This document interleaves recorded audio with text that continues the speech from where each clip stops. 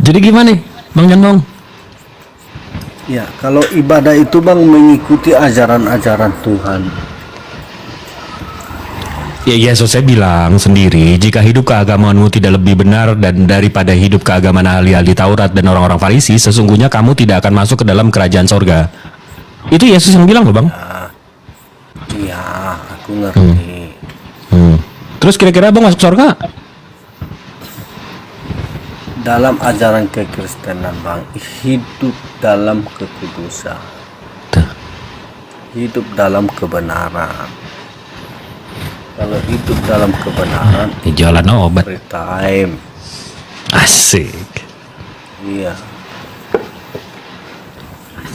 Ya, hal-hal kecilnya dimulai dari keluarga, dimulai dari tetangga, baru satu. Saya lagi ngomongin ibadah Bang. Gitu Bang. Saya lagi ngomongin ibadah. Iya. Menurut abang kan begitu. Saya beribadah cuma sekali seminggu. Menurut saya tidak.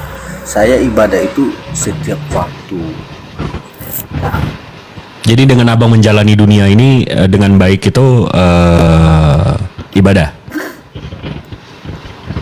Ya, kita harus hidup yang benar-benar saja. Oke. Abang sekarang saya tanya Bang, kalau ke Abang, Bang jangan bohong. Iya Bang. Bang, abang ngasih saya rumah, abang ngasih saya kerjaan, abang ngasih saya listrik, abang ngasih saya kerjaan, abang ngasih saya gaji. Abis itu saya nggak terima kasih sama abang, saya nggak ngehargain abang, saya nggak memuji abang, tapi saya cuma ya nikmatin aja apa yang abang kasih. Saya orang yang baik bukan Bang? Baik dong. Itu perlu dipertanyakan juga Bang, karena kita nggak tahu motivasinya itu melakukan. Dia tidak berterima kasih atas dasar ketidaktahuan dia atau memang dia sadar. Enggak, ini abang ngasih saya hidup, abang ngasih saya rumah, abang ngasih saya kerjaan, abang ngasih saya listrik, abang ngasih saya internet, abang ngasih saya handphone. Saya nggak berterima kasih sama abang, saya nggak mengakui abang, saya nggak memuji abang, tapi saya balasan saya ya udah saya baik sama teman-teman saya. Saya orang yang baik bukan? Baik dong. Waduh, Pak Kripto. Iya, kalau di dalam Buddhis ya, kita berderma nih ya kepada biku-biku. Dia nggak pernah bilang terima kasih loh. Saya tanya kenapa? Dia bilang nanti yang balas itu bukan saya. Gitu loh. Nah itu kalau saya udah ngasih orang ini itu, pamrih. habis itu dia nggak ada terima kasihnya apa segala macem. Pamrih Bukan masalah saya pamrih atau enggak, tapi orang yang saya kasih itu nggak tahu diri. Bukan. Itu. Justru si biku bilang supaya Anda sadar, Anda bertanya tuh bagus. Saya waktu masih muda gitu, saya tanya kenapa nggak berterima kasih, malah bilang taruh di sini, terima nggak di tangan loh, suruh taruh di meja. Dia nggak bilang terima kasih. Kenapa?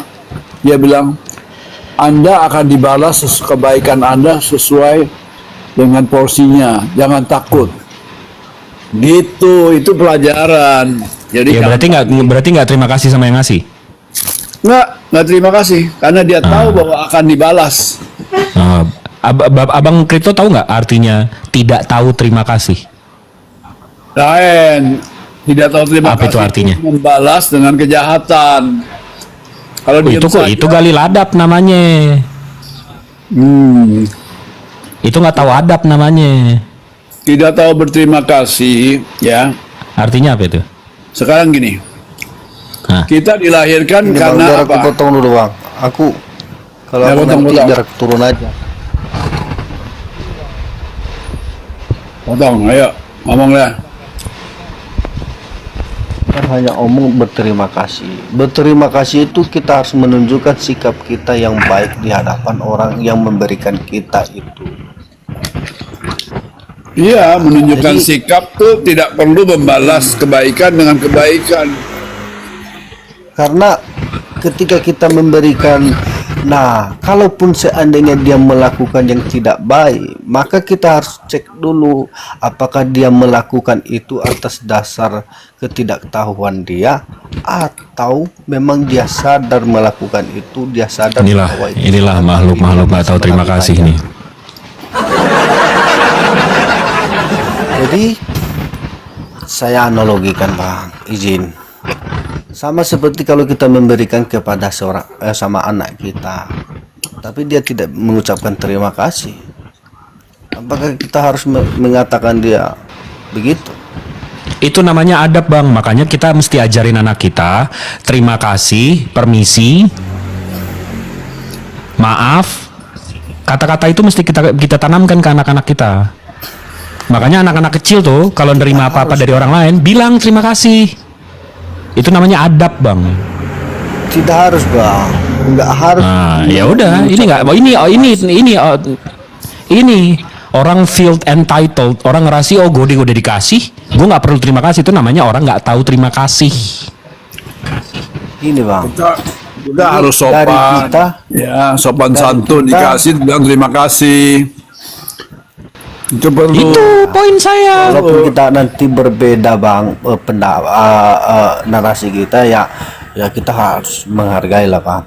Nah, kalau kita orang nggak harus berterima kasih, mengucapkan terima kasih. Kalau aku memberikan kepada orang, dia tidak berterima kasih, mengucapkan terima kasih, nggak masalah. Ini gimana sih, musuh aja suruh dikasihi?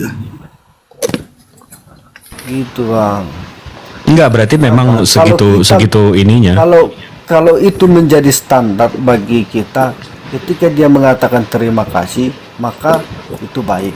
Ketika dia tidak mengatakan tidak terima kasih, berarti itu jahat. Tidak bisa dijadikan. Oh enggak ada yang bilang jahat, nggak ada yang bilang jahat.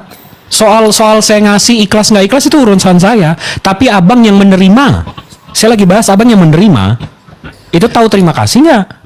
Apakah Allah SWT itu mengharapkan terima kasih? Subhanahu wa ta'ala, subhanahu wa ta'ala. Ya, Jangan subhanahu disingkat-singkat wa kayak ta'ala. gitu.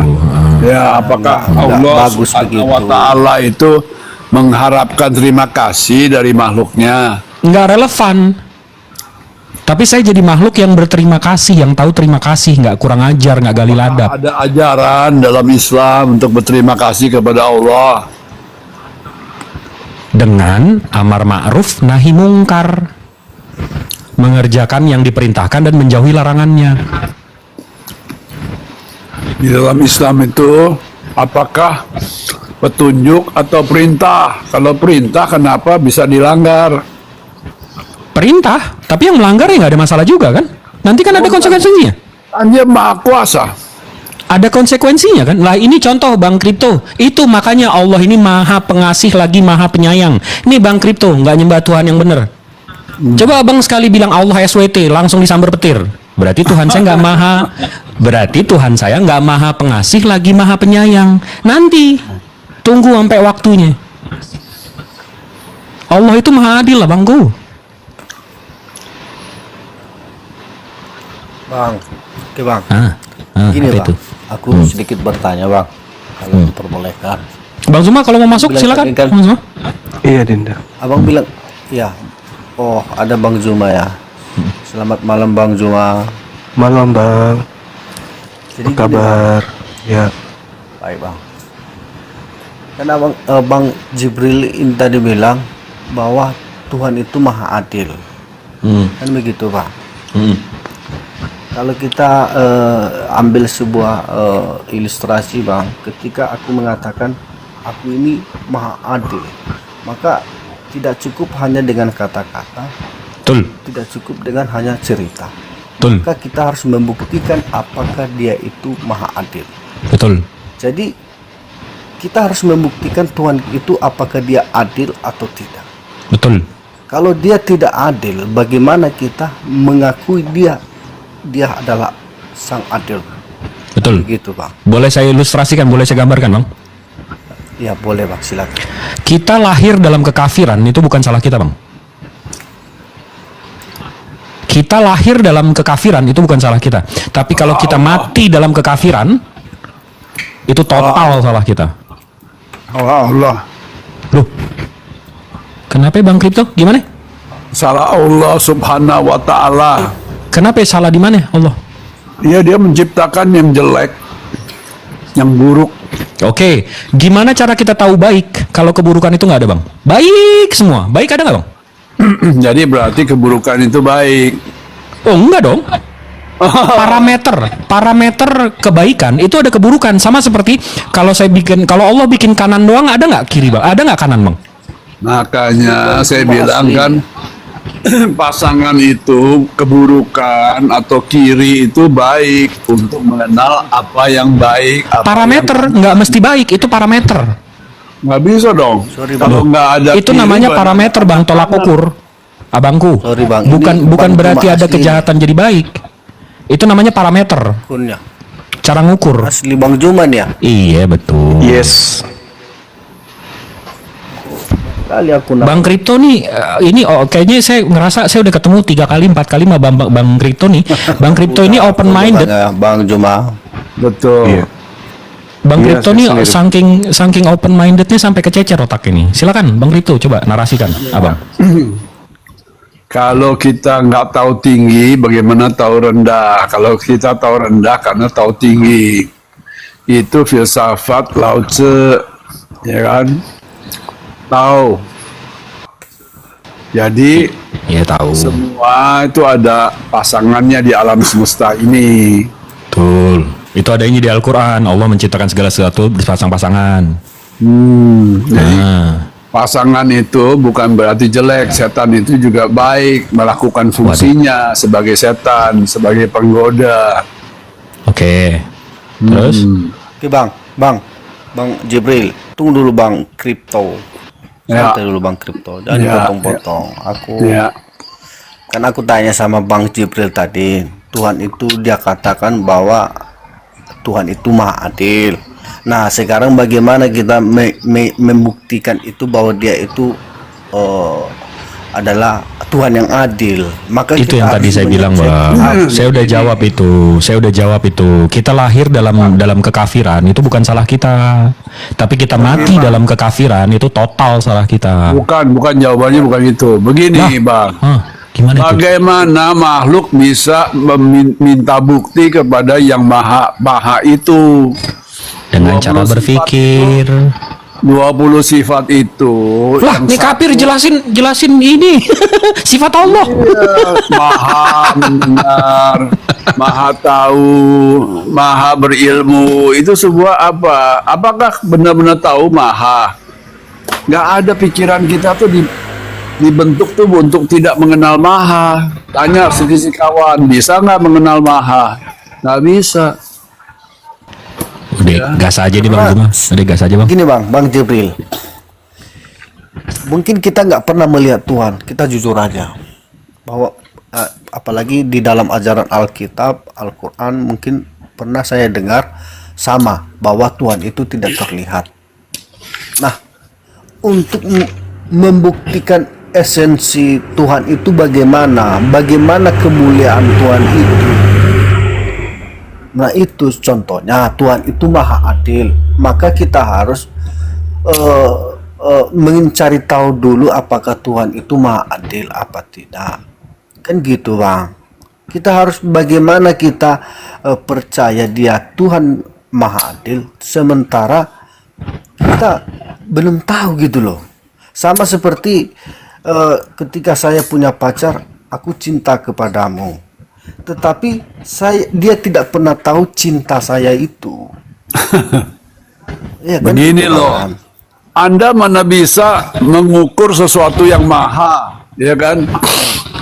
Kalau langit itu maha luas, ya kan? Buktikan bahwa langit itu maha luas. Nggak bakalan bisa terbukti, gitu. Mau mengukur maha itu nggak mungkin, apalagi minta bukti lagi. Aduh. Iya betul Bang. Memang saya tahu kita nggak bisa menjangkau dunia Allah itu seperti apa. Tetapi kita pelajari yang ada saja dulu. Nggak Ya, usah betul. Kita tidak perlu kita mencari yang tidak ada, tapi kita Betul. cari yang sudah ada. Nah sekarang kan yang menjadi referensi itu kan ada banyak Alkitab, kitab suci, yaitu Alkitab, Al-Quran, dan juga banyak ada di Hindu dan agama-agama lain kan gitu Bang. Nah, untuk membuktikan Tuhan itu seperti apa, dia maha pengasih, maha adil. Bagaimana kita membuktikan itu? Tentu dari apa yang diajarkannya. Begini gitu, loh, Bang.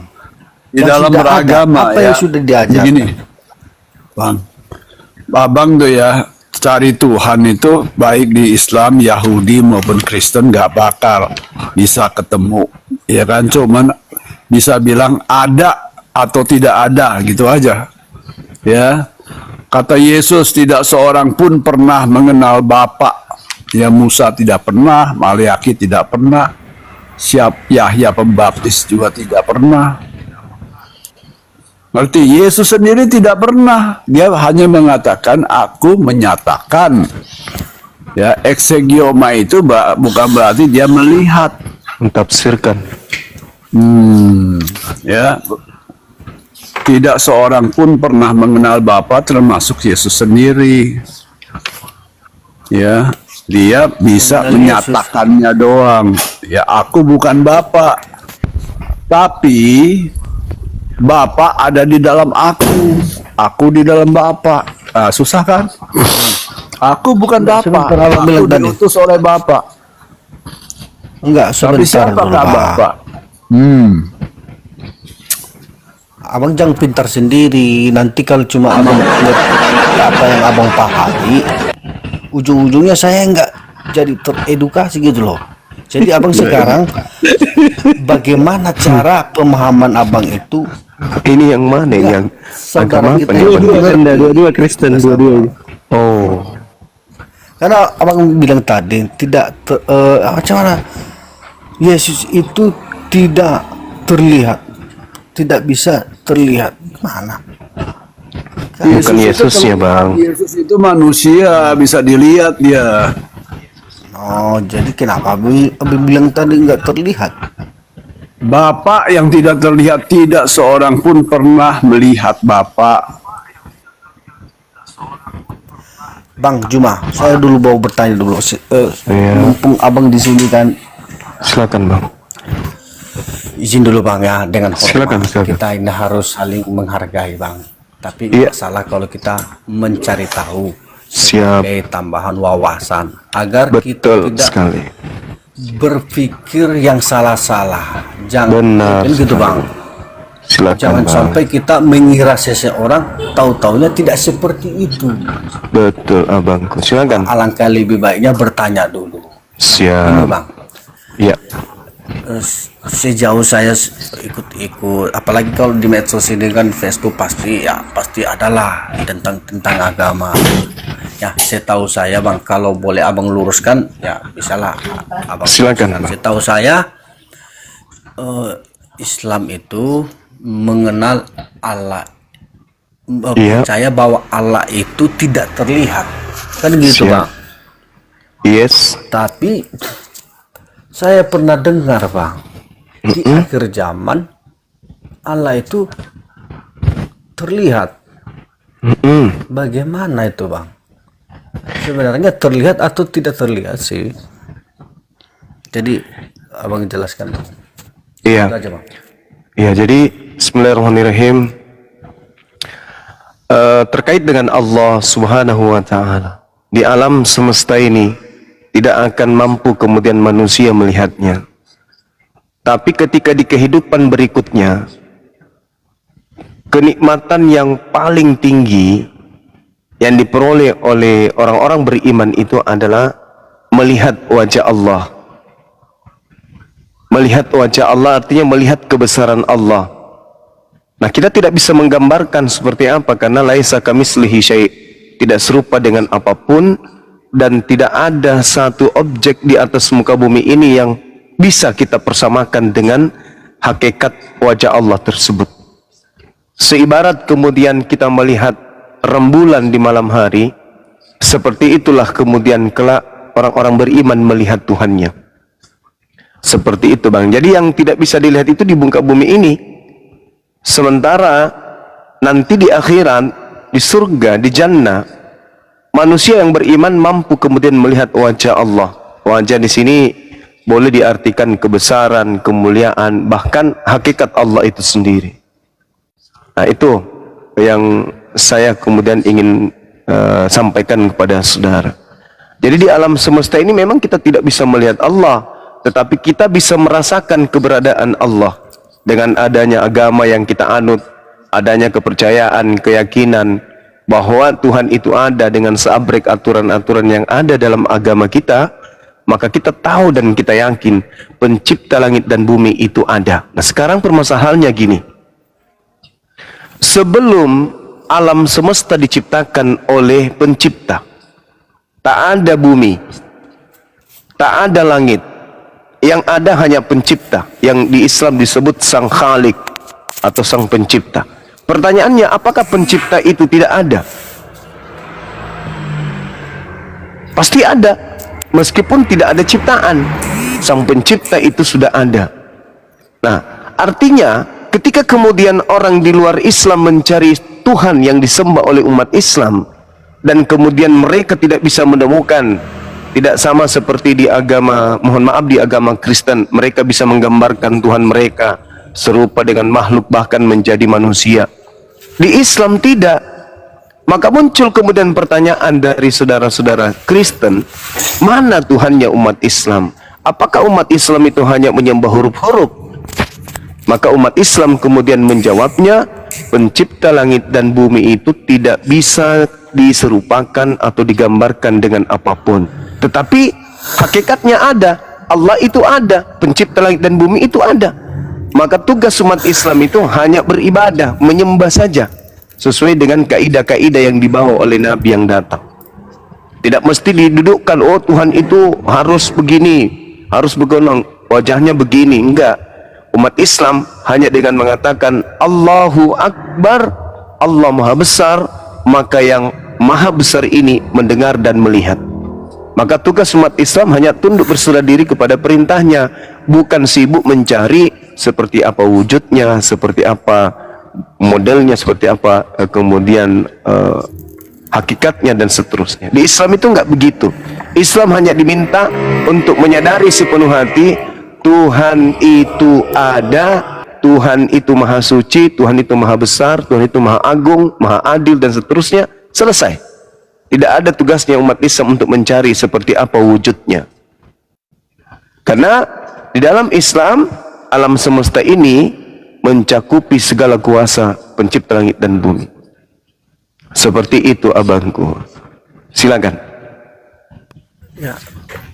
Ya, memang betul yang Bang bilang tadi, bahwa Allah itu memang tidak terlihat, tidak bisa diwujudkan. Karena memang yang percaya kitab Musa menjelaskan bahwa Allah itu tidak terlihat. Allah itu adalah roh, artinya tidak terlihat. Nah, kalau sudah fix di sana tidak terlihat, lah bagaimana mungkin orang bisa menggambarkannya, mewujudkannya, kan begitu Bang. Memang saya percaya itu.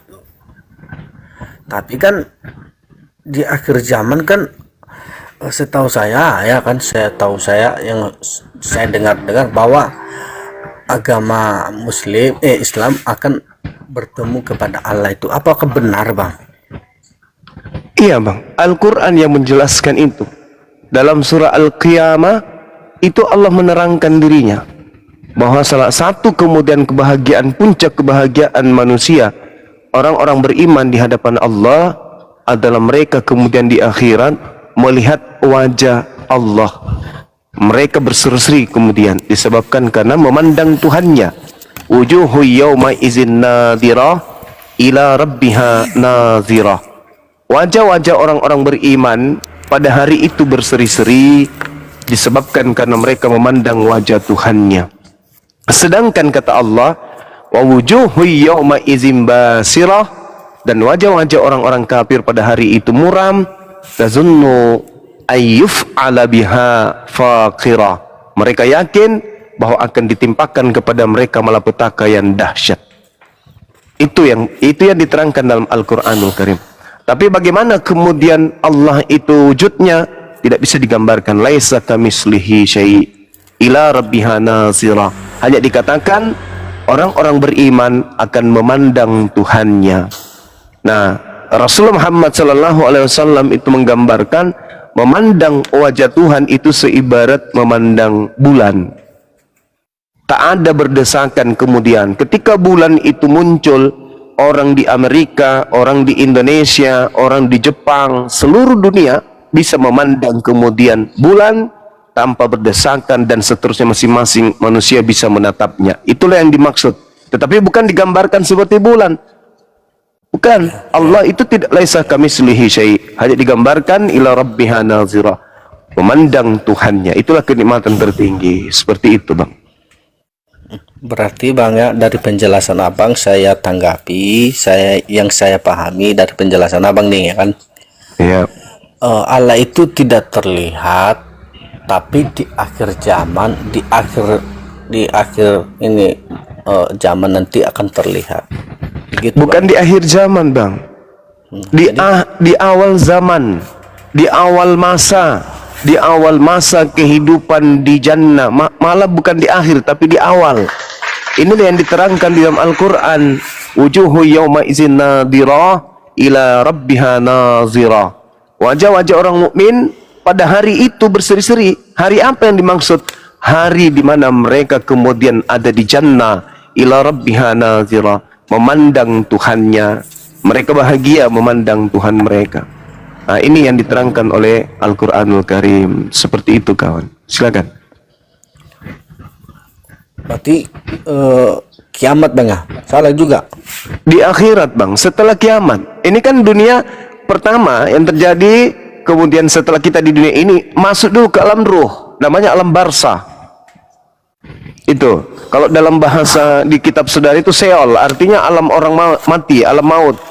Nah, kita berada di alam mati, ya. Ya, dunia orang mati. Setelah berada di dunia orang mati, kemudian terjadi kiamat. Setelah terjadi kiamat, ditiup sangkakala, dibangkitkan kemudian manusia. Nah, pada saat itulah kemudian manusia melihat dan dapat memandang Tuhannya. Bagi orang-orang yang beriman, orang-orang mukmin. Bentar Bang. Gitu, Bang. Iya. Karena Abang bilang tadi dibangkitkan orang yang mati, gitu Bang ya? Iya. Lalu kan pas di akhirat nanti kan ada yang masih hidup Bang. Di akhirat itu Bagaimana maksudnya dengan gimana? Semua orang akan dibangkitkan. Seluruhnya Tapi kan masih manusia ada akan yang hidup. dibangkitkan. Oh, enggak ada lagi hidup. Di akhir. Bukan di akhir. Akhirat itu artinya kehidupan yang berakhir, tak ada lagi kehidupan setelahnya. Kalau kita di alam ruh, kehidupan berikutnya adalah alam rahim. Kalau kita di alam rahim, nanti kehidupan berikutnya ada di alam dunia. Setelah di dunia masih ada alam berikutnya, yaitu alam barzah, alam kubur. Setelah alam kubur masih ada alam akhirat. Maksudnya alam yang paling akhir, alam di mana tak ada lagi hari alam berikutnya. Disitulah akhir dari kehidupan manusia, kekal di sana. Itulah disebut Bang. akhirat. Sorry Bang, aku potong dulu. Ya, Jangan jauh-jauh kali Bang. Aku jadi kan nggak ngerti. Kalau terlalu jauh nanti Abang menjelaskan, aku juga nggak ngerti karena Abang juga harus tahu seberapa jauhnya saya berpengalaman, kan gitu. Kan berbeda pengalaman Abang dengan pengalaman saya. Jadi kalau Abang menjelaskan lebih detail sekali kan ujung-ujungnya jadi nggak muat di otakku. Jadi aku pelan-pelan aja. Makanya aku tanya sama Abang tadi, Iya. di akhir zaman kan contohnya nih Bang, ini contoh berandai dengan contohnya besoknya akhir zaman. Kan kita masih hidup situ Bang. Ngerti maksud aku Bang? Akhir zaman kita semua ini hidup. Iya kan ada yang hidup. Tapi Abang bilang Iya. tadi akan dibangkitkan adalah bagaimana dengan orang yang masih hidup. Nggak ada lagi. Tunggu, Bang. Abangku, alam akhirat itu alam setelah manusia semuanya di alam kubur, alam barzah. Alam barzah untuk berpindah kemudian ke berikutnya itu punya fase. Fase berikutnya itu adalah kiamat. Setelah kiamat, alam semesta ini hancur lebur, kemudian manusia berada di alam barzah seluruhnya.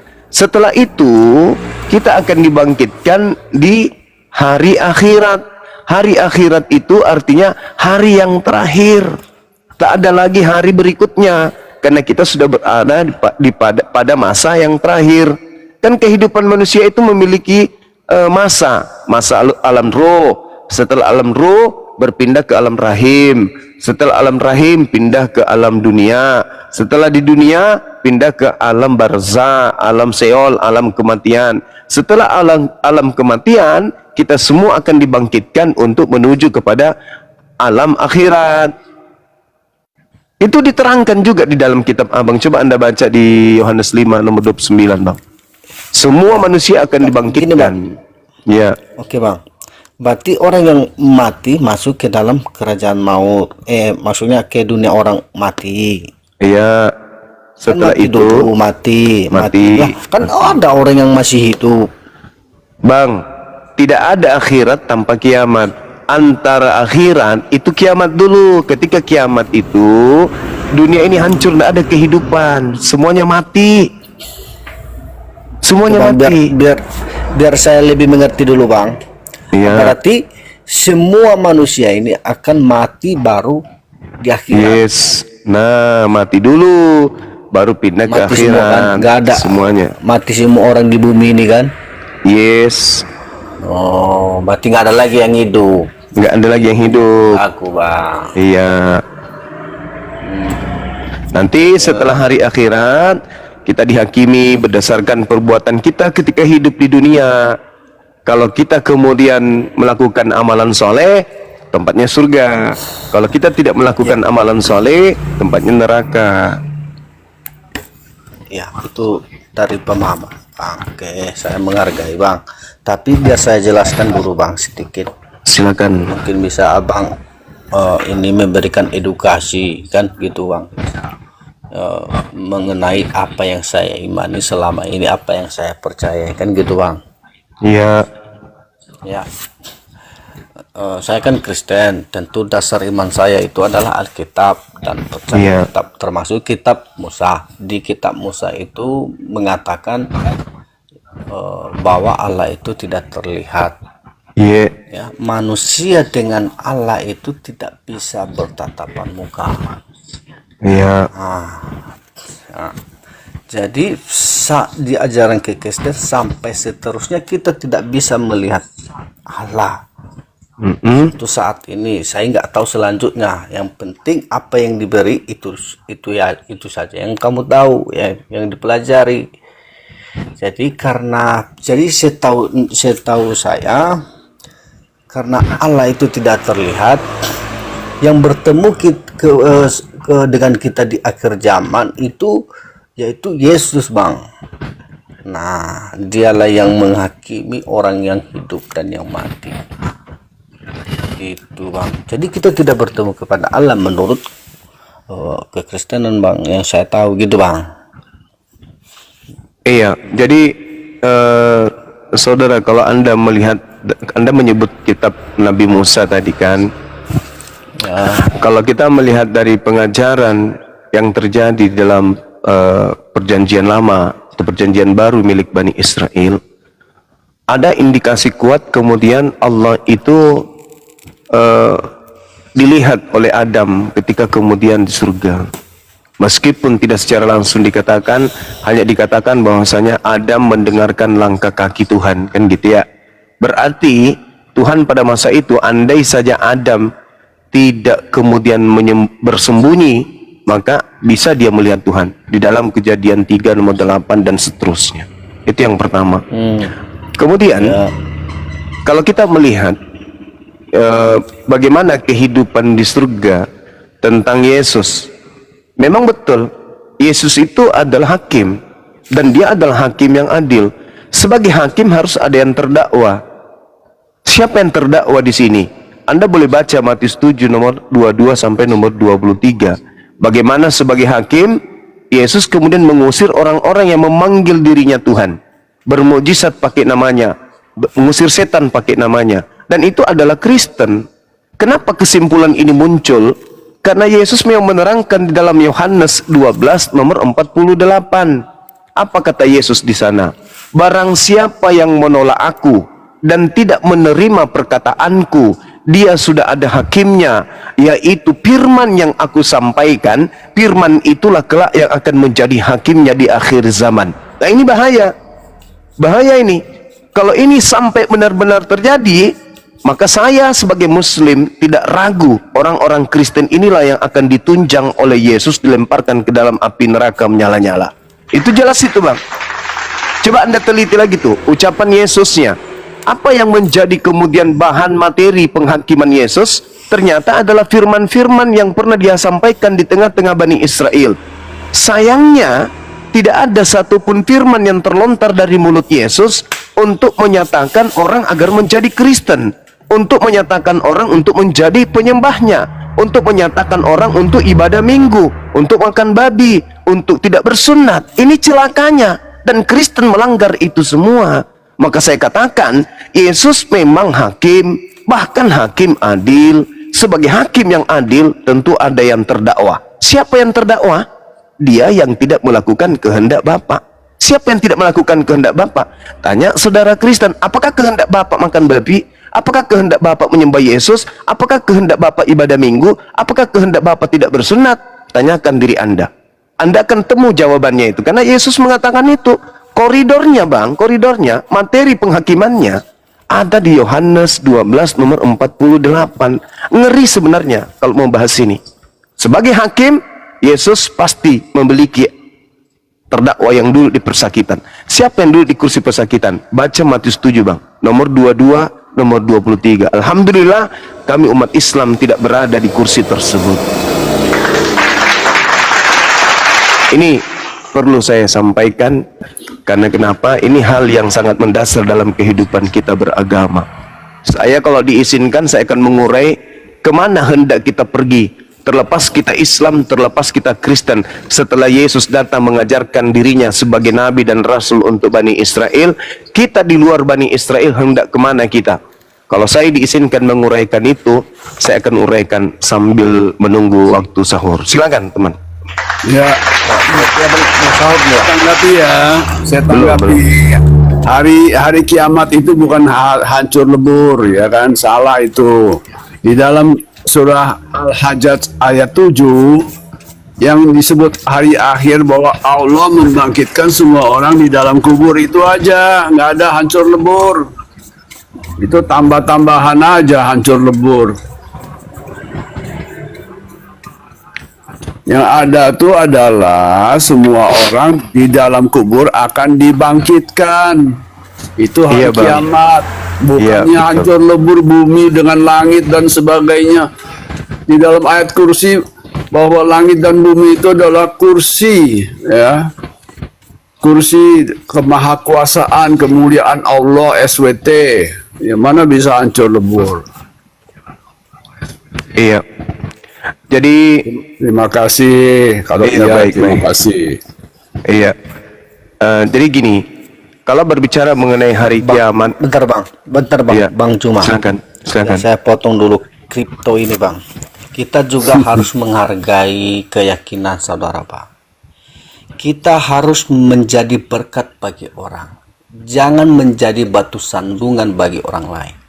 Ya, tapi kalau keyakinannya salah seperti Kristen menuhankan Yesus, itu kan keyakinan salah. Saya Kristen, Anda kan Kristen, bukan menghormati. Kalau memangnya Yesus itu bukannya pencipta, ya hanya utusan, kenapa saya mesti menghormati? Enggak, maksud abang bilang tadi kan SWT yang dibilang Bang Jirble tadi kan nggak boleh. Kan Bang Suma bilang katanya hancur lebur, tapi akhirnya Bang Suma bilang iya, tidak ada hancur lebur. Yang ada adalah Allah saya tidak katakan semua orang di dalam kubur. Itu jangan bikin kesimpulan sendiri, Bang, nggak bagus. Jadi gini, saudara, hancur lebur. Begini kawan, saya bacakan dalil. Dalam Al-Quran dikatakan begini, Auzubillahi minasyaitonirrajim. Idza waqa'atil waqi'ah, apabila terjadi hari kiamat, laisa liwaqa'atiha kazibah, terjadinya tidak dapat didustakan atau disangkal oleh siapapun. khafidatur rafi'ah. Kejadian itu merendahkan satu golongan dan meninggikan golongan lain. Idza rujjatil ardu rajja, apabila bumi diguncangkan sedahsyat-dahsyatnya, wabussatil jibalu bassa, dan gunung-gunung dihancurkan sehancur-hancurnya, fakan haba'am mumbatha, maka jadilah ia debu yang berterbangan. Gunung aja seperti debu berterbangan, bagaimana kita ini manusia, Bang? Itu majas. Gunung itu orang-orang sombong, ya kan, bukan gunung dalam arti fakta. Itu adalah majas. Ya, gunung-gunung itu seperti Raja Namrud. Ya, Raja Namrud itu kan sombong. Aku bisa menghidupkan dan mematikan juga. Begitu. Abangku inilah. Namanya gunung. Abangku Majas, inilah asal biasa. ngomong aja. Bang, Iya. ketika dikatakan kemudian di dalam kitab Abang nih, Yesus yang bercerita nih. Yesus yang bercerita. Ya. Apabila segera sesudah siksaan pada masa itu, matahari akan menjadi gelap dan bulan tidak bercahaya dan bintang-bintang akan berjatuhan dari langit dan kuasa-kuasa langit akan guncang. Pada waktu itu akan nampak tanda anak manusia di langit dan semua bangsa di bumi akan merantap dan mereka akan melihat anak manusia itu datang di atas awan-awan dengan kekuatan dan kemuliaan. Dan ia akan menyuruh keluar malaikat-malaikat untuk meniup sangkakala yang dahsyat bunyinya. Dan mereka akan mengumpulkan orang-orang pilihannya dari ke tempat penjuru langit. Kemudian apa kata Allah? Apa kata Yesus di dalam kitab saudara? Tariklah, kumpulkan orang-orang pilihan dari keempat penjuru itu. Tariklah mereka. Pelajaran dan perumpamaan tentang pohon ara dan seterusnya. Yesus terangkan itu. Langit dan bumi akan berlalu, tetapi perkataanku tidak berlalu. Langit ini akan berlalu, bumi ini akan berlalu. Hancur lebur, Bang. Bagaimana kemudian bintang-bintang akan berjatuhan dari langit menimpa Tidak alam semesta ini? Gimana Tidak ceritanya Anda mengatakan mungkin. tidak hancur lebur? Yang dimaksud adalah kemuliaan manusia. Astagfirullahaladzim. Kemuliaan Jadi manusia yang dibanggakan oleh manusia itu akan hancur lebur. Kekayaan berapa triliun. Ya, tentara berbagai senjata-senjata, banyaknya tentara. Ya, ada dalilnya enggak? apapun itu Ada enggak hancur dalilnya, Bang? lebur. Ada enggak dalilnya? Ada dalilnya enggak, Bang? Anda berfaham. kelihatannya sangat takut sekali dengan kebenaran akan adanya kiamat. Sampai Anda mengatakan itu. Yesus itu mengatakan, pemahaman orang pagan itu. Kita kan orang bukannya saya minta dalil dong. Saya kan Ya, menunjukkan kita kan- dalil.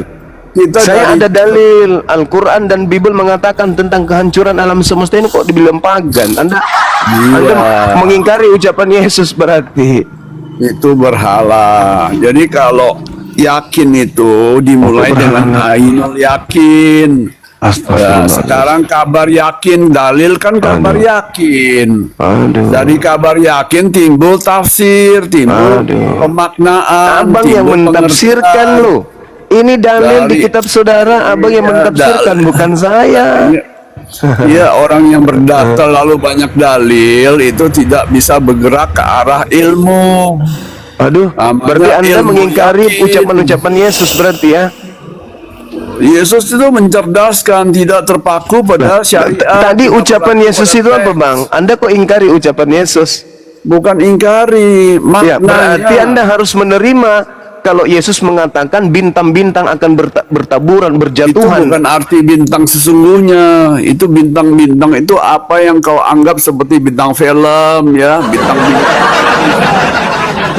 Itu, ya, apa yang kau banggakan, ya, kesarjanaanmu, bintang-bintang di pundakmu, ya, 5 bintang, ya, itu berjatuhan, bukan bintang sesungguhnya.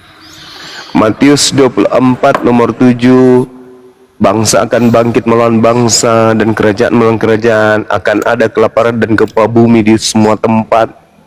Kamu akan betul. mendengarkan kemudian bagaimana kehancuran yang terjadi. Ini Bible sendiri loh yang mengatakan, tapi Abang mengatakan Betul. Kalau betul kan? terjadi peperangan antara bangsa dan bangsa, itulah terjadinya pertikaian yang hebat. Ya kan, tidak ada kedamaian. Itu dimaksud dengan bintang-bintang berjatuhan. Bang, Aduh, aku pamit dulu Bang ya. Aku udah ngantuk. ngawur Abang kita ini. Ini dikatakan di kitab Anda, Yesus sendiri yang mengatakan, sesegera sesudah siksaan pada masa itu, matahari akan menjadi gelap, dan bulan tidak bercahaya, dan bintang-bintang akan berjatuhan dari langit, dan kuasa-kuasa langit akan guncang. Kok Anda menolak? Ya. Ya, menolak dong. Kalau kita berilmu, kalau sistem tata surya kita hancur lebur, kita juga ikut hancur. Ya itulah yang disebut kiamat, Cak Ayu. Kalau kita hancur, kalau kita hancur, itu mana kita sadar, ya Nah kan? itulah makanya Yesus mengatakan semua orang akan berada di alam maut. Baca Matius Yohanes 5 nomor 29, Bang. Jangan tolak dalil. Alam maut itu adalah alam yang tidak kita kenal, ya kan? Adakah orang yang datang dari alam maut bisa menceritakan apakah alam maut itu? Nah Yesus yang menceritakan itu kok, Bang, kok jadi ditolak ya? Nggak ada dia menceritakan tentang alam maut. Yang ada maut. Maut itu ada akhir. Aku adalah awal dan akhir. Aduh. Tapi Bapakku tidak berawal dan tidak berakhir. Jadi Yesus dengan Bapa beda. Nah, kalau itu Bapakku Anda tidak benar, kalau itu Anda berawal benar. dan tidak berakhir. Nah, kalau itu Anda benar. Berawal dan berakhir. Aku Alfa dan Omega. Bapakku bukan Alfa dan Omega. Gitu, Bang. Jadi Allah Subhanahu wa taala juga tidak berawal dan tidak berakhir. Tidak seorang pun bisa mengenal dia sampai kapanpun. Karena dia itu melewati Saya baca dalil. waktu. Saya baca dalil terakhir, Bang. Kalau Abang masih juga menolak dalil Bible, ya saya angkat kaki. Lukas 21. Nah, ini abang ini Kristen benar ini. Masa bilang tadi Bapak tidak berawal tidak berakhir? Baca tuh perjanjian Lukas baru. 21, izin. Lukas 21 nomor 25, 26. Dan akan ada tanda-tanda pada matahari dan bulan dan bintang-bintang, dan di bumi bangsa-bangsa akan takut dan bingung menghadapi deru dan gelora laut. Orang akan mati ketakutan karena kecemasan berhubung dengan segala apa yang menimpa bumi ini, sebab kuasa-kuasa langit akan akan mengguncang. Ini Anda tolak juga? Saya tidak menolak, tetapi mengartikannya beda. Artinya gimana itu, Bang? Jadi kalau terjadi peperangan itu bukan berarti bintang-bintang berjatuhan. Bisa aja itu nuklir ya. Kalau benar-benar perang nuklir kaki itu saya. Anda tuh tidak bisa membayangkan betapa hebatnya nuklir itu. Bahkan bisa membunuh orang yang melemparkan nuklir itu duluan. Betul. Abang, boleh saya nanya, Bang? Mohon maaf nih. Abang kesehariannya makan babi? Makan dong babi. Oh, pantas, Bang. Oke, lanjut. Yang lain silakan. Guru mau sahur dulu ya. Iya. Saya mau cuci kaki dulu, Dinda. Aku pamit dulu Bang Jumaya. Bang semuanya. Terima kasih. Saya juga mau pamit. Saya mau tidur lagi. Ya, terima kasih untuk kesempatannya. Halo. Pak Kripto ini setengah oten, Pak Kripto. Iya katanya. Setengah gila. Oh, setengah gila. Pantasan aja. Syukurlah. Yesus pernah dibilang orang gila. Nabi Muhammad juga pernah dibilang orang gila. Kripto juga setengah gila. Oh iya. Iya. Terima kasih. Baik, Bang. Selamat Iya, pagi. sama-sama pagi. Aduh, bahaya.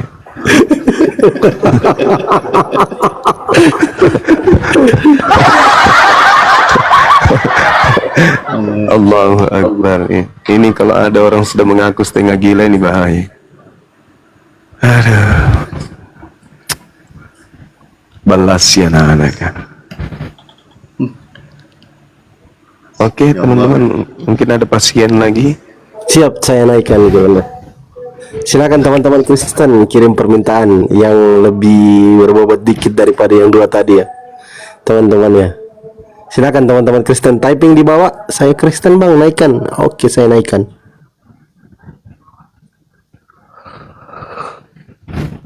Pantesan benar kata ayat Al-Quran dan hadis Rasulullah. Beriman kepada Allah dan percaya terhadap hari akhir. Di antaranya kan peristiwa hari kiamat. Nah, ditekankan dengan hadis dan ayat seperti itu, ternyata memang ada yang tidak percaya rupanya. Iya, iya, iya. Bahkan dalam Al-Quran mereka bertanya-tanya. Allahu Akbar. Nggak percaya hari akhir. Takut dia mau hidup terus, bahaya, orang takut mati dia. Kayaknya gitu. Taunya besok udah mati duluan. takut dia mati. Iya, penekanan itu. Oh, siap. Ada tamu. Monggo. Tamu. Mungkin Kristen. Assalamualaikum warahmatullahi wabarakatuh. Islam. Waalaikumsalam. Warahmatullahi wabarakatuh. Ada yang mau disampaikan, Bang? Silakan, Bang. Izin bang, mungkin saya cuma kepencet, gak sadar. Oke, baik. Saya izin turunkan, Bang ya. Makasih banyak. Ya bang, terima kasih. Assalamualaikum warahmatullahi wabarakatuh. Waalaikumsalam warahmatullahi wabarakatuh. Silakan teman-teman Kristen. Nanti Bang Zuma sahur, Ustadz Alif kan sudah ya sahur ya. Tinggal Bang Zuma. Justru aku belum. Oh, belum ya? Di sini Masih sudah panjang waktu. Di sini dekat Berapa? lagi imsak nih. 1 jam lebih lah kalau imsak. Aku sekitar 5 sampai 10 menit lagi kayaknya. Oke, Bang Bram. Bram Brama, Kristen Muslim, Bang? Untuk sekarang ini saya Kristen. Siap. Salam kenal, Bang ya. Salam toleransi, selamat pagi. Selamat bergabung. Silakan, Bang, ada yang mau disangkal atau ada yang mau ditanyakan, silakan, Bang. Ya, ini saya tanya ini, ada nggak sih banyak orang ini percaya tentang hal kebangkitan? Sedangkan yang saya sembah itu yaitu Sang Pencipta, dia telah membangkitkan nama Yesus Kristus. Nah, makanya saya jadi percaya di kemudian hari nanti akan ada kebangkitan, ada kematian, ada kebangkitan. Jadi menurut saudara-saudara ini gimana, percaya nggak bahwa di kemudian hari ada kebangkitan? Kalau memang percaya ada kebangkitan, siapakah nama yang pernah dibangkitkan orang itu dengan bukti yang nyata? Itu aja yang mau saya tanya ya, silakan.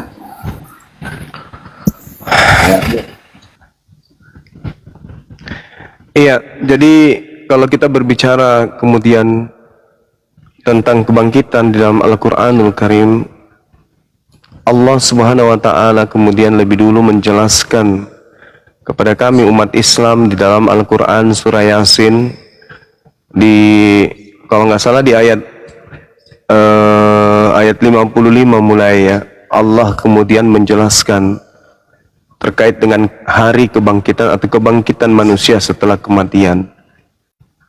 Allah mengatakan kemudian wadarabalana. Di surah apa tadi namanya? Surah Yasin. Yasin ayat berapa? Coba di ayat berapa itu Dinda Alif? Wadarabalana wa nadhiya. Wadarabana masa wa nasyahu Iya. itu mawahiyah. Itu ayat berapa itu ya? Tak buka dulu ayatnya Gurunda. Kalau letak ayatnya lupa. Surat Saya juga di situ Allah kemudian menjelaskan kepada kami umat Islam bahwasanya Ya ada punya Quran ya. Jadi biar saya buka begitu loh. Jadi biar biar saya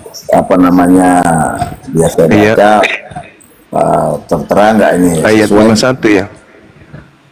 Yasin Ayat 51. 51. Kalau nggak salah iya, coba di ayat 51 mungkin. Saya lupa juga ayatnya ayat berapa gitu.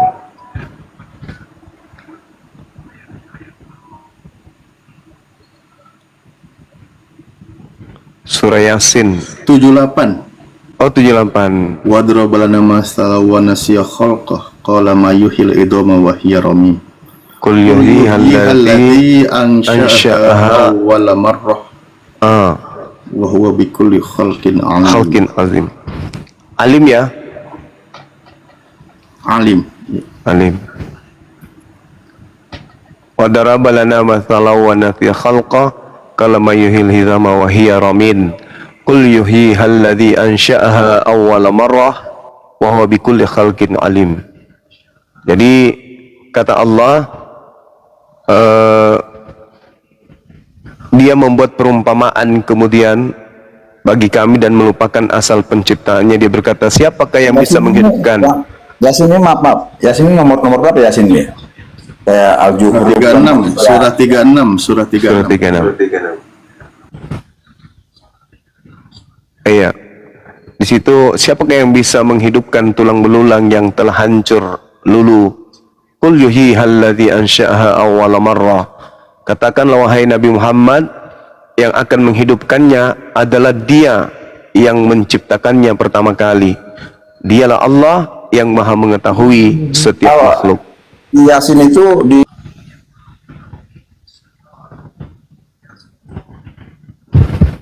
Mana bang? di juz Yasin di situ ditulis di situ tentang sanggakala, karena sanggakala.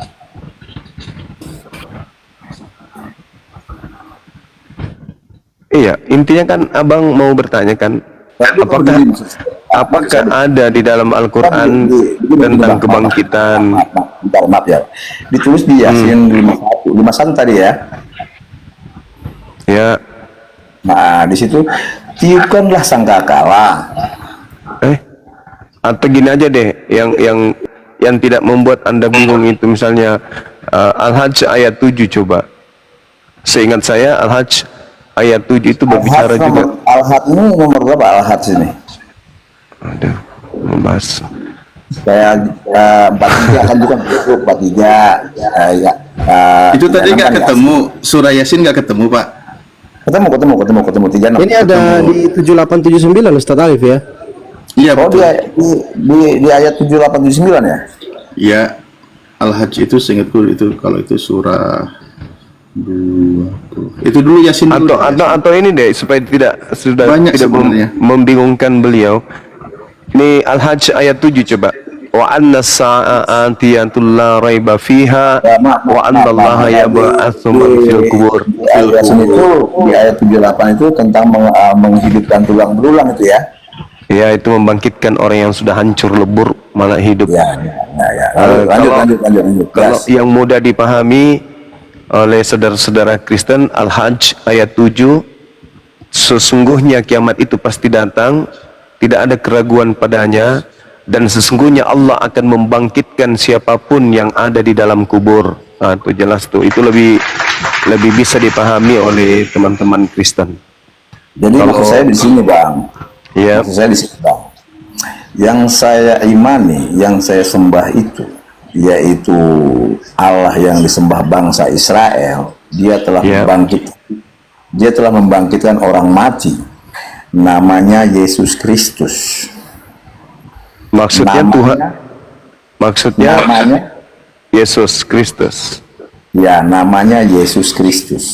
Ya, jadi maksud Anda Tuhannya Yahudi membangkitkan Tuhannya Kristen gitu ya? Bukan, artinya begini, kita berlogika orang awam aja ya. Iya. Yang disembah bangsa Israel itu, yaitu yang saya imanin, dia telah membangkitkan yang bernama Yesus Kristus. Nah, Yesus ini posisinya Nanti kita bahas, nanti kita arah ke sana, nanti kita akan arah ke sana ya. Iya. Yang saya imani itu, yaitu yang disembah bangsa Israel telah membangkitkan yang bernama Yesus Kristus, yang mana dia telah mati di kayu salib ya. Iya. Nah, jadi yang you imanin ini dia telah kalau memang dia telah membangkitkan orang mati, siapakah nama orang itu yang telah dibangkitkan oleh yang you imanin, yang dengan cara bukti yang nyata yang pernah dibangkitkan, namanya siapa? Itu yang saya maksud. Silakan, saya mute. Kalau di Islam itu kemudian yang dibangkitkan itu dari kematian, Nabi Isa alaihissalam pernah membangkitkan orang yang ada di tengah-tengah Bani Israel, tetapi kemudian Al-Quran karena bukan buku biografi, Maksud saya kalau memang Islam itu membangkitkan orang itu saya tahu itu dia ditulis di Al-Baqarah atas izin Allah, berarti kalau Anda itu tidak dijelaskan. Siapa? Itu Nah, tidak jadi dijelaskan. artinya begini, maaf ya. Ya, Karena kita perlu mengetahui bukti. Bukti Iya. ini bukti yang nyata. ya, Yaitu seperti yang nyata itu yang disembah bangsa Israel telah membangkitkan Yesus Kristus.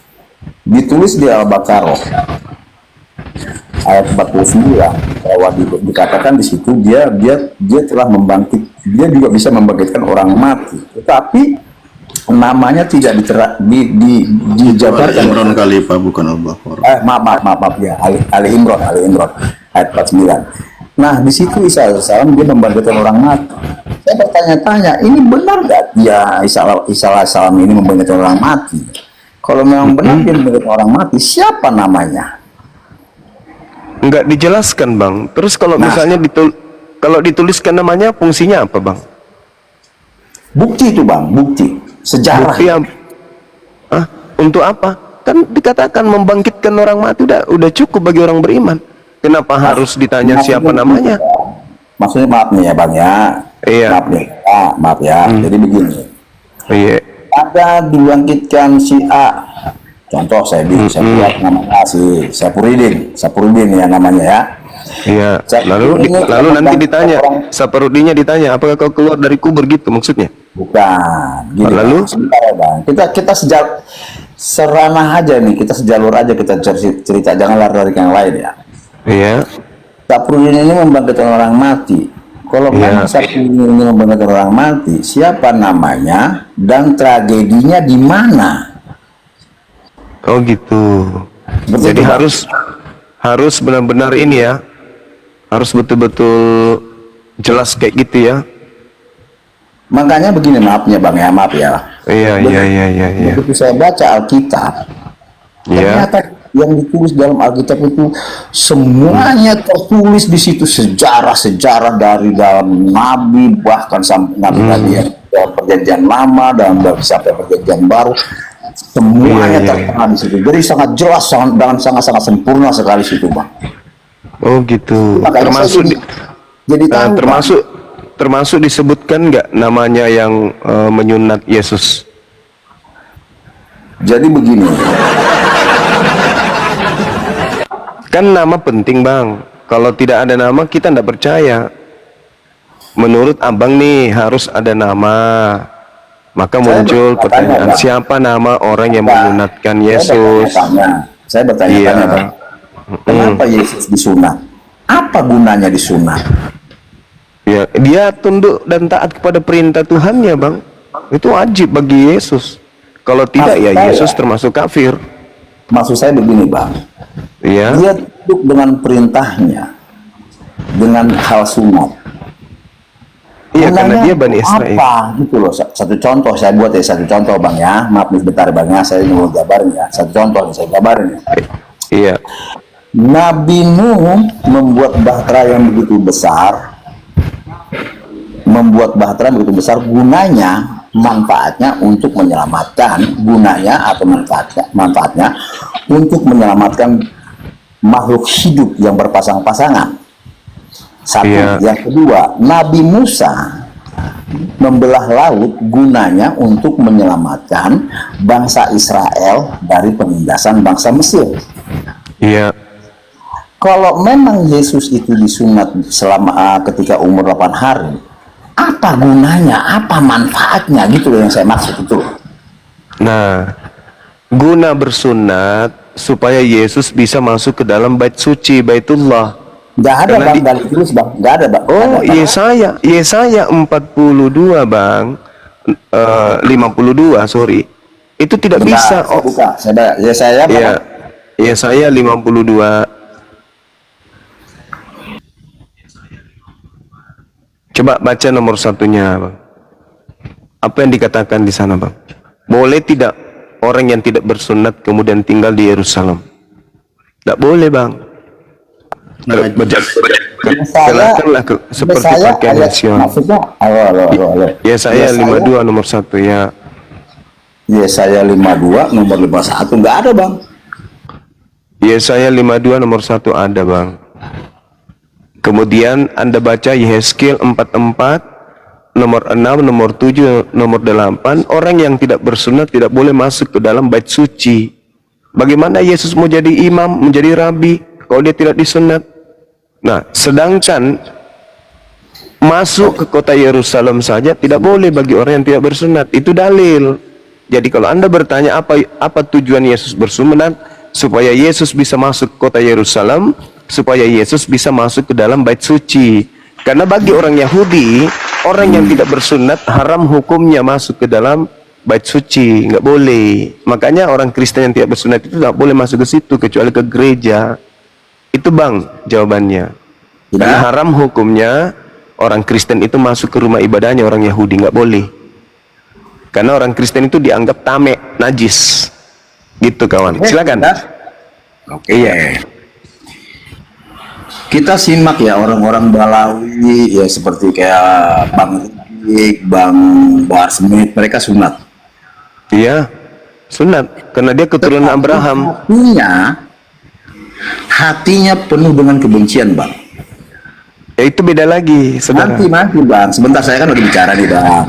Iya, silakan. Oke. Saya pun juga sunat, Bang. Tetapi yang saya sunat itu bukan kelamin saya. Yang saya sunatkan itu yaitu hati saya.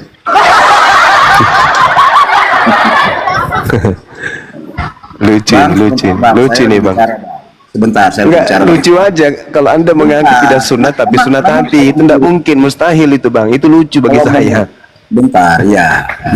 Itu, saya paham itu, saya paham. Ya. Iya. Artinya gini. Ini kalau Bro Juma menyumatkan hatinya, pasti perkataan, pikiran akan berbeda dibandingkan dengan sunat kelamin.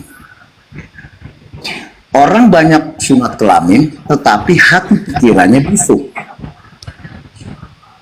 Tetapi begitu disunatkan hati pikirannya atau perkataannya, langsung berbeda, Bang. Dia mempunyai hati, pikiran, perkataan yang damai sejahtera, Bang. Nah, makanya saya tidak mau disunat kelamin. Kalau saya sunat kelamin saya, tapi hati, pikiran, perkataan saya busuk, nggak ada manfaatnya. Kelamin saya sunat. Iya. Ya, Bang ya. Nah, jadi begitu pun juga dengan hal puasa. Saya juga puasa, Bang. Tetapi puasa saya bukan setahun sekali. Puasa saya setiap hari sampai saya peot. Iya. Yang saya puasain yaitu hati, pikiran, dan perkataan saya. Mantap Tapi Abang kita. puasa saya boleh makan, boleh minum. Mantap sekali. Jadi artinya saya puasain hati, pikiran, dan perkataan saya itu hawa nafsu. Saya belajar untuk menghindari hawa nafsu. Kalau Bang Juma atau Bro Juma mempuasakan hati, pikirannya atau perkataannya pasti akan berbeda dengan puasa yang tidak makan dan tidak minum. Gitu. Iya. Jadi makanya kalau masalah sunat dan puasa itu jangan digembor-gemborkan. Satu contoh ya mungkin ya, contoh. Nih saya itu jabarin ya. Ada teman saya, dia pun juga berpuasa. Dia muslim loh. Dia berpuasa. Namun dia berdagang. Ketika dia berdagang makanan, tujuan apa dia berdagang makanan dalam bulan puasa? Tentu dia akan mencari rezeki. Di balik dapat rezeki, dia akan membeli baju lebaran, kue lebaran ketika untuk baju lebaran untuk anak-anaknya, kue lebaran nanti untuk di lebarannya. tetapi diobrak-abrik loh Bang. Iya, Nggak iya, iya. mau berdagang makanan di pada saat bulan puasa di siang hari, dibondar-bandir. Kasihan saya ngeliat teman saya itu. Saya peluk, dia nangis dia. Udah Bang? Udah Bang, oke lanjut Bang. Oke, jadi gini, izinkan saya saudara berbicara berdasarkan dalil tentang sunat hati. Kalau ada orang tidak bersunat kulub, tapi dia mengaku bersunat hati, itu adalah pendusta, pembohong, orang yang paling licik. Bisa disetarakan dengan setan, kurasa orang kayak gitu. Karena kenapa? Yang disebut sunat hati itu adalah orang yang meninggalkan ketegaran tengkukan terhadap perintah Tuhan. Sunatkanlah hatimu, jangan kau tegar tengkuk. Sunat hati itu jangan sombong, jangan kau ingkar terhadap perintah Tuhan. Ulangan 10 nomor 16. Sebab itu sunatkanlah hatimu dan janganlah lagi kamu tegar tengkuk. Kalau kita melihat di dalam Ulangan 30 Bang, yang disebut sunat hati itu, dengarkan. Ulangan 30 nomor 6. Dan Tuhan Elohim akan menyunat hatimu dan hati keturunanmu sehingga engkau mengasihi. Saya ulang, sehingga engkau mengasihi Tuhan Elohim dengan segenap hatimu dan dengan segenap jiwamu supaya engkau hidup. Jadi yang disebut sunat hati Bang, mengasihi Tuhan. Dan yang disebut mengasihi Tuhan Bang, baca Yosua 22 nomor 5. Orang yang disunat hatinya adalah orang yang mengasihi Tuhan. Orang yang mengasihi Tuhan, baca Yosua 22 nomor 5. Ciri-ciri orang yang mengasihi Tuhan, ciri-ciri orang yang menyunatkan hatinya.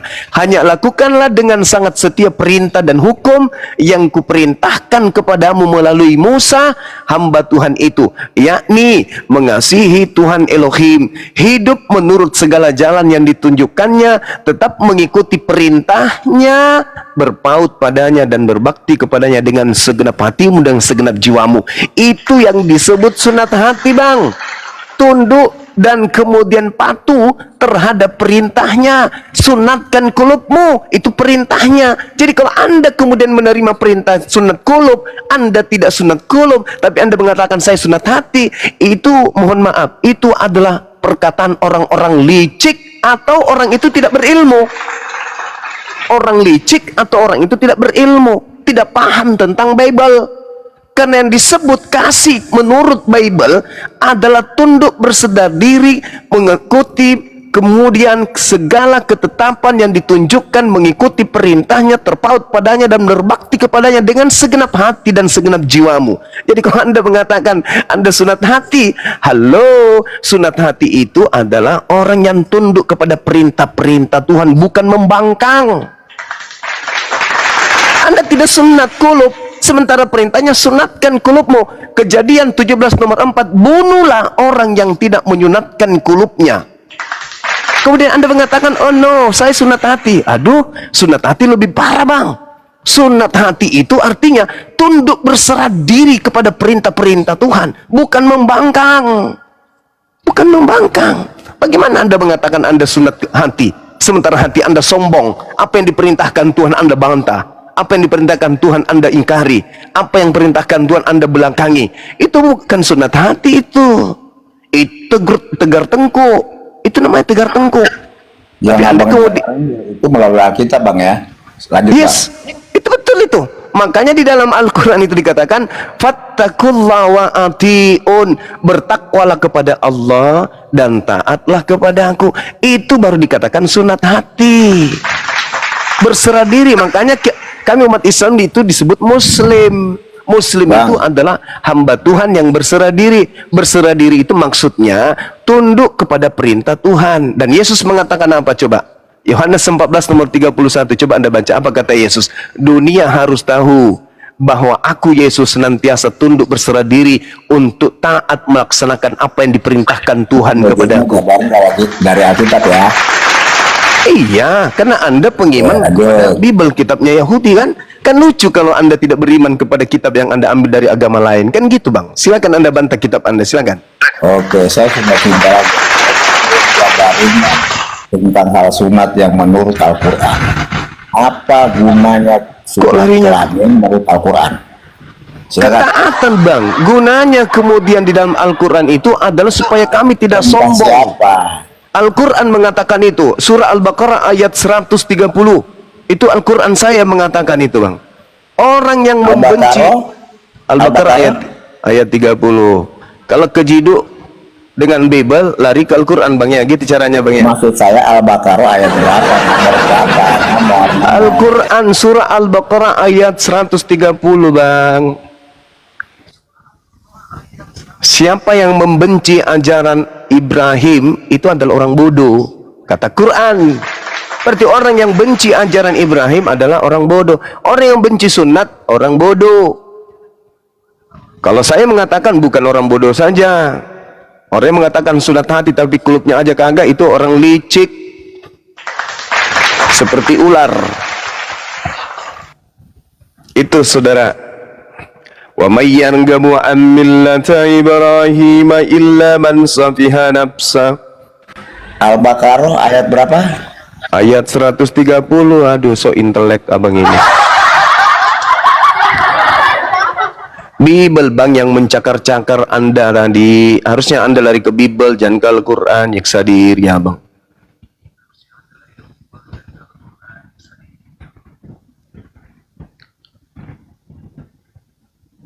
Di Al-Baqarah itu tidak ada ditulis tentang hal sunat, Bang. Orang berakal itu bang akan sampai ke sana. Ajaran Ibrahim itu sunat. Alamak, susah kali abang ini. Itulah makanya yang saya pertanyakan. Yang saya pertanyakan di sini. Apa itu, Bang? Apa gunanya? Apa gunanya? Gunanya supaya bisa masuk ke tempat bait suci. Nabi Muhammad SAW Tadi udah saya bilang, Bang. Maaf nih, Bang ya. Mr. Rijik dan Bang siapa namanya?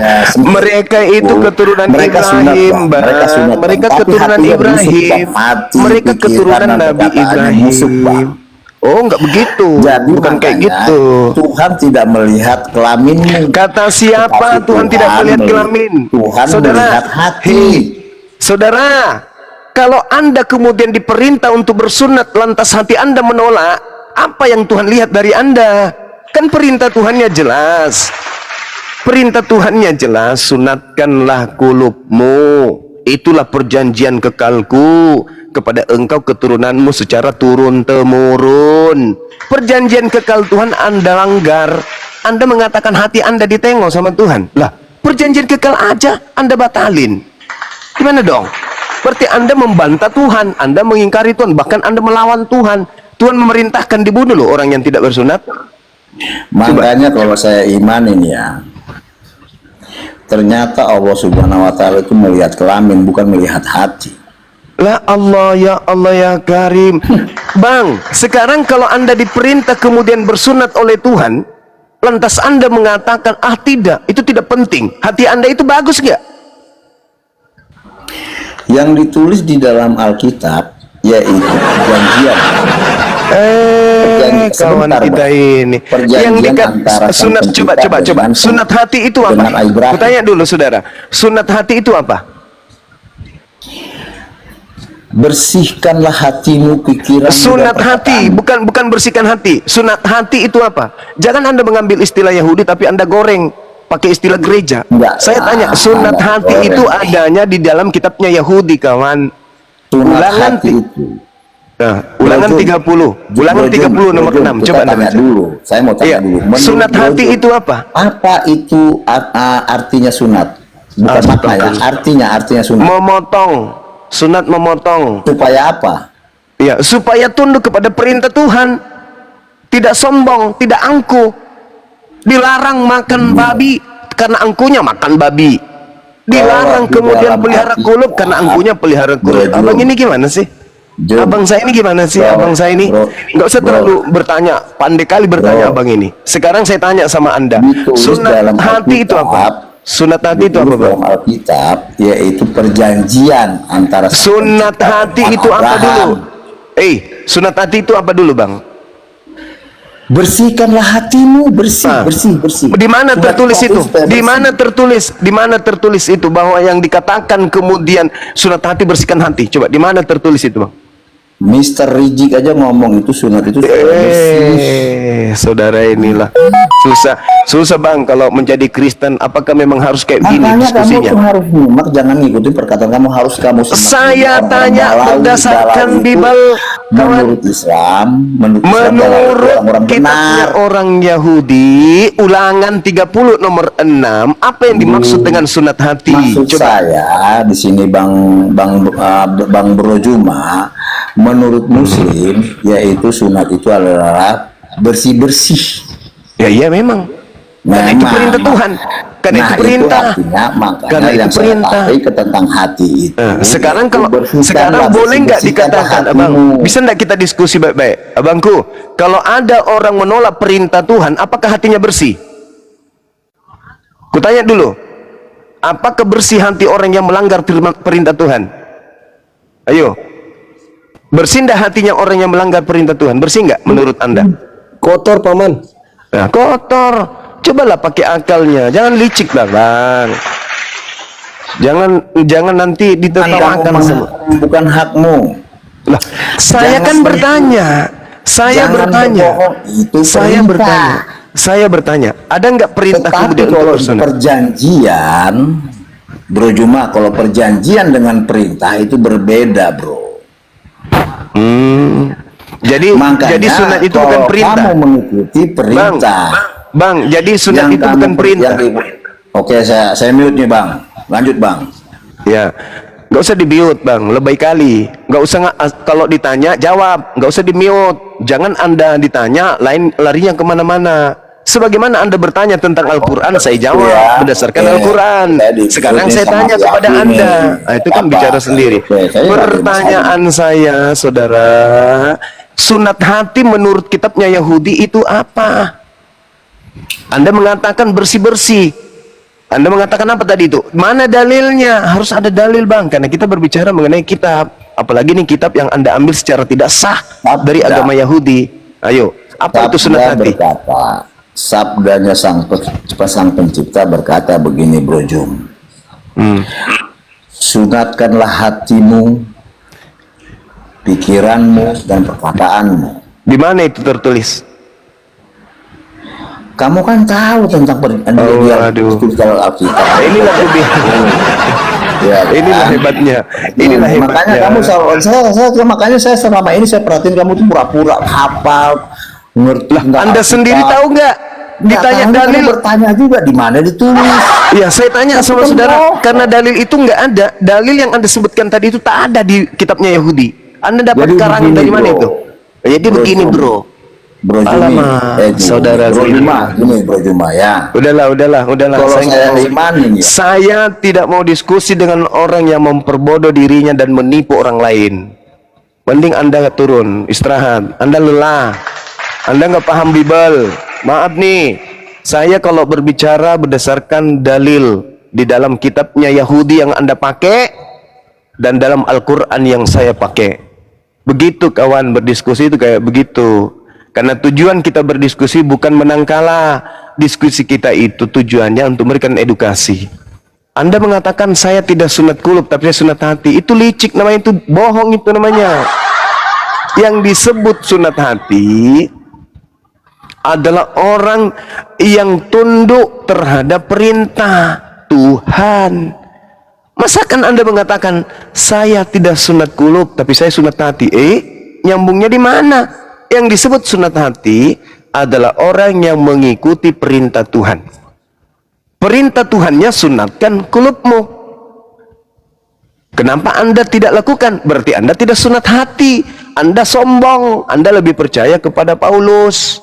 Karena Paulus mengatakan di Galatia 5 nomor 2, barang siapa yang menyunatkan kulubnya, Yesus Kristus tidak berguna baginya. Itu alasannya. Kenapa saya tidak sunat kulub? Harusnya Anda jawab, karena saya diperintah oleh Tuhan saya, Yesus Kristus yang adalah makhluk roh, yang datang kepada Paulus, yang mengajarkan Nabi Paulus, untuk mengajarkan kepada kami, untuk jangan bersunat. Karena kapan bersunat? Yesus Kristus yang datang kepada Paulus tidak berguna bagi kami. Gitu. Sedangkan Yesus yang asli jelas-jelas mengatakan, jika engkau percaya kepada aku, jika engkau mengasihi aku, engkau akan melakukan pekerjaan yang juga aku lakukan. Aku melakukan pekerjaan sunat, Galatia 2 nomor 21-22. Nah, kalau kau percaya, kau juga sunat. Nah, tapi karena Anda tidak percaya kepada Yesus anak Maria, Anda hanya percaya kepada Yesus makhluk roh yang datang kepada Paulus, maka inilah yang terjadi. Anda ngarang bebas, aku tidak sunat kulub, tetapi saya sunat hati. Parah. Itu namanya gimpe ulu, lah cipe. Oke, silakan. Dulu Kanda, sahur dulu Kanda.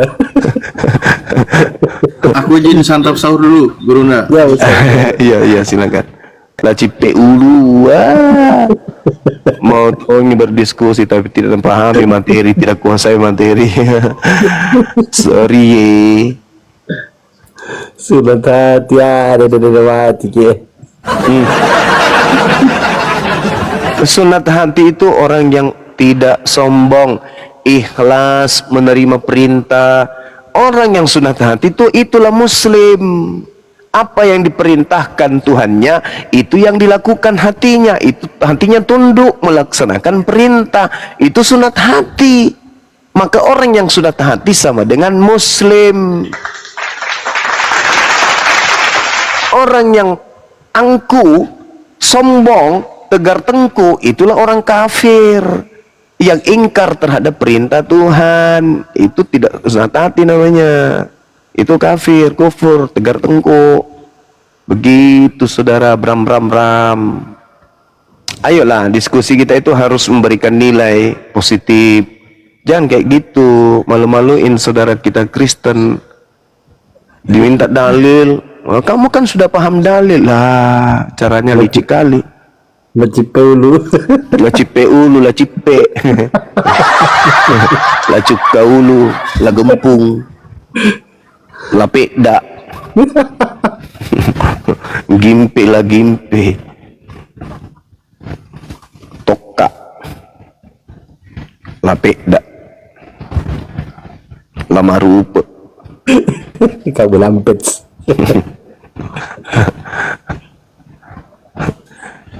Aduh, Bram. Silakan teman-teman Kristen. Bisa naik 1-2 orang. Cipe itu kepalanya ini retak. Kalau gimpe itu kepalanya gepeng. Kalau cila kepalanya mengkilap.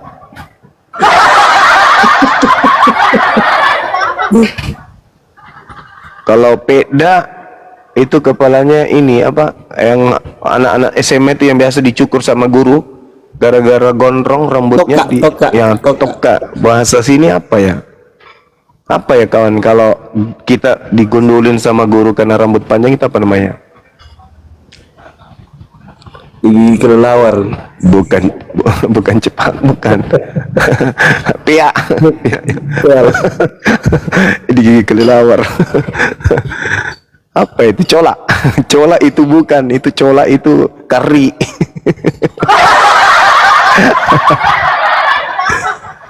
Aduh. Petal-petal. Apa petal-petal? Lempak. Pokoknya gepeng, lacilla. Kalau orang Sulawesi ngerti itu. Dan ya teman-teman ya, kalau kita berbicara mengenai keyakinan, perbandingan agama, usahakan berdata lah. Usahakan berdalil, jangan asumsi kan gitu ya. Krewek, namanya krewek. Masa sih? PA. Kok banyak istilahnya ya? Ada lempak, ada gombak, ada bopak, ada lacil. Labom juga. Assalamualaikum, Itu Nora. Waalaikumsalam warahmatullahi wabarakatuh. Aduh, oh pitak. Oh, pitak. Moderator itu Nora. Macobi-cobi lagi. Macobi-cobi meneribi. Udah. Sebentar aja. Oh, silakan. Assalamualaikum warahmatullahi wabarakatuh. Waalaikumsalam warahmatullahi wabarakatuh. Masya Allah. Ya, saya bernarasi dulu ya teman-teman, nanti dikembangkan narasinya ya. Setelah kemudian saya izin untuk sahur. Jadi Allah Subhanahu wa taala kemudian menjelaskan di dalam Al-Qur'anul Karim tentang hukum yang didatangkan oleh Allah sebagai penutup hukum yang sudah kadaluarsa yang Allah pernah perintahkan kepada nabi-nabi sebelum baginda Rasul Muhammad sallallahu alaihi wasallam. A'udzubillahi minasyaitonirrajim. Wa kadzalika auhayna ilaika ruhan min amrina ma kunta tadri mal kitab walal iman walakin ja'alnahu nuran nahdi bi man nasha'u min ibadina wa innaka latahdi ila siratal mustaqim. Demikianlah kami wahyukan kepadamu wahai nabiku Muhammad ruh, yaitu Al-Quran, dengan perintahku. Sebelumnya engkau tidaklah mengetahui apakah kitab Al-Quran itu dan apakah iman itu, tetapi kami jadikan Al-Quran itu sebagai cahaya. Dengan itu kami memberi petunjuk pada siapa yang kami kehendaki di antara hamba-hamba kami. Dan sungguh engkau benar-benar membimbing manusia kepada jalan yang lurus. Jadi hukum terakhir yang Allah kemudian wahyukan kepada baginda Rasul Muhammad sallallahu alaihi wasallam sebagai hukum yang akan menemani manusia sampai hari kiamat.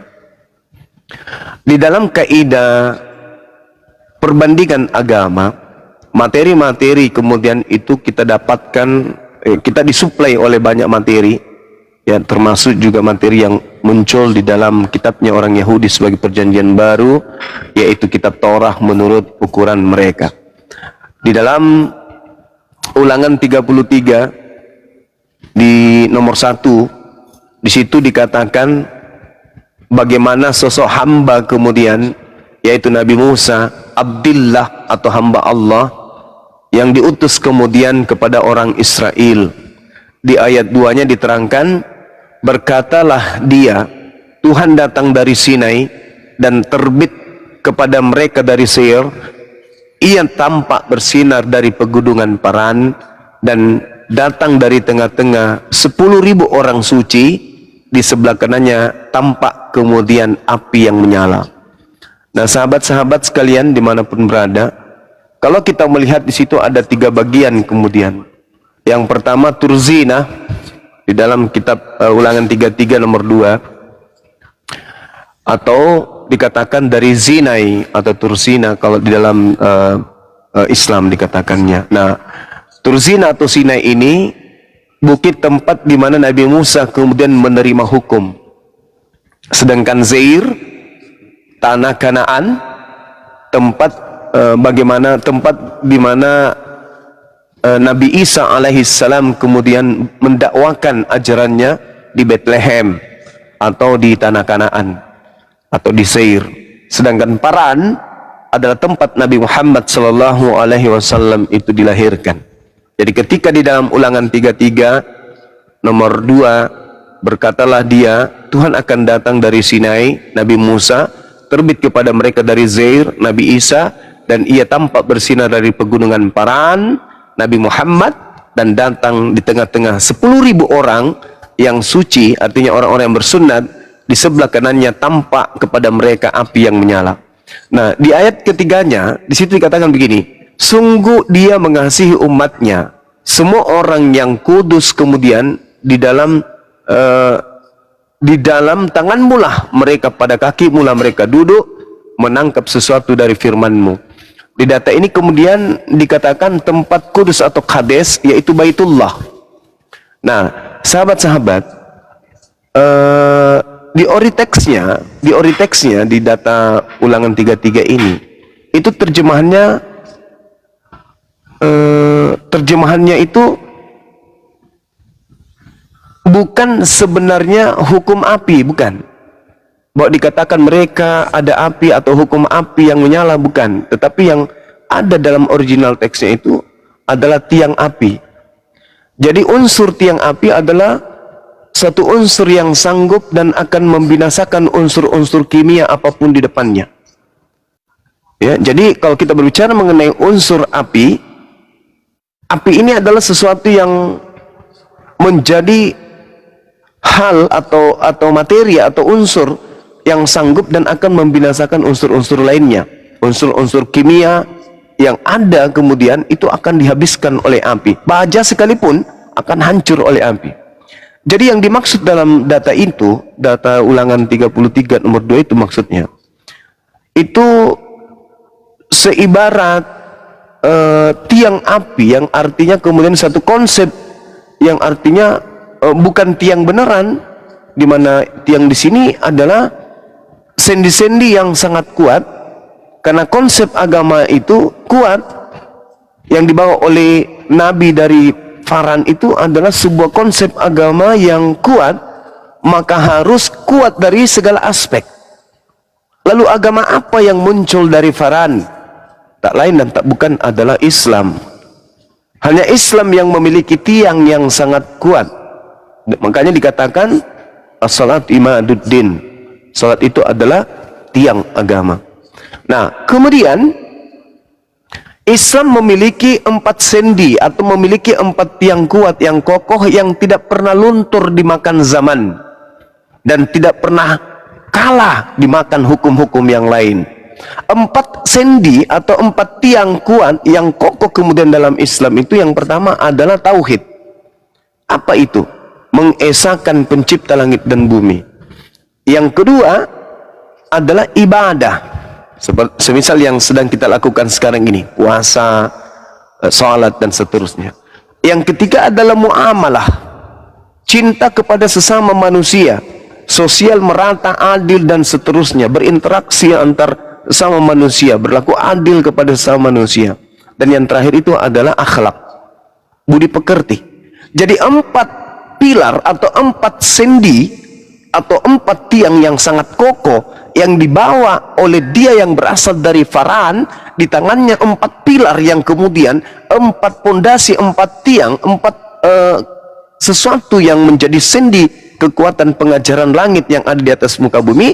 Saya singkat lagi, tauhid, ibadah, muamalah dan akhlak. Inilah 4 sendi sebagai hukum yang menyala-nyala yang diasaskan dari Faran tembus kepada seluruh penjuru bumi. Ini yang terjadi hari ini. Baginda Rasul Muhammad sallallahu alaihi wasallam awal kali berkarya kemudian membawa hukum dari Madinah, membawa 10.000 orang suci yang bersunat masuk ke dalam kota Mekah, melumpuhkan kota Mekah yang kita kenal dengan Fathul Mekah, penaklukan kota Mekah. Alhamdulillah, inilah yang terjadi. Hukum yang menaklukkan kota Mekah tersebut 1400 tahun merambah ke seluruh dunia dan menjadi tonggak yang tegak membakar seluruh kemudian hukum-hukum jahiliyah yang ada di depannya. Saya kira begitu, adik-adik sekalian, sahabat-sahabat dimanapun berada.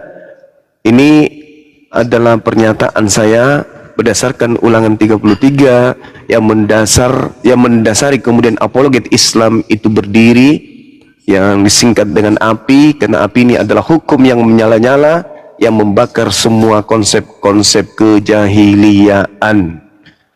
Jadi dengan adanya api, insya Allah ya, ajaran pagan, ajaran jahiliyah itu akan terbakar semuanya. Bukan cuma ajarannya, tapi orang-orangnya juga sudah banyak yang terbakar.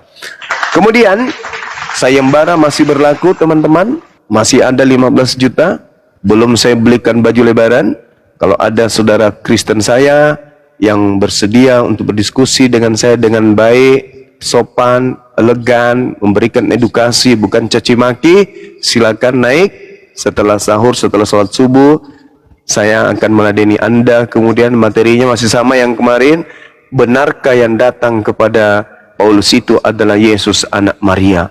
Kalau bukan Yesus anak Maria yang datang kepada Paulus, maka terjawab apa yang dinubuatkan oleh Yesus anak Maria, waspadalah kepada Yesus Kristus yang datang kepadamu dengan mengaku Yesus dan berkata, akulah Kristus. Dia akan menyesatkan banyak orang.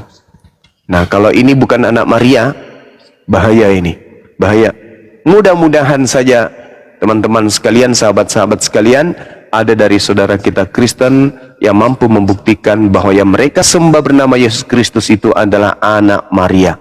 Saya undang Edis TV, saya undang Pak Bom, saya undang kemudian si CP, saya undang Kiamat, saya undang Sopiatul, saya undang Elia Maron. Pokoknya semua penghujat-penghujat di Kristen saya undang, mari berdiskusi dengan baik. Percuma Anda menghujat kalau ternyata yang Anda sembah itu bukanlah anak Maria. Sekira begitu. Nanti kalau ada yang naik mau menjawab tantangan saya 15 juta ini, dipelihara, dibaik-baiki, diurut-urut ya supaya dia jangan turun. Demikian sementara. Saya sahur dulu. Assalamualaikum warahmatullahi wabarakatuh. Iya, silakan. Saya apakan dulu yang semalam ya. Iya, silakan. Oke. Ya, assalamualaikum warahmatullahi wabarakatuh. Buat saudara-saudara yang ada di bawah, tolong dibantu tap-tapnya, di-share ya. Dibantu tap-tapnya biar kita tidak rungkat. Love orange-nya diklik.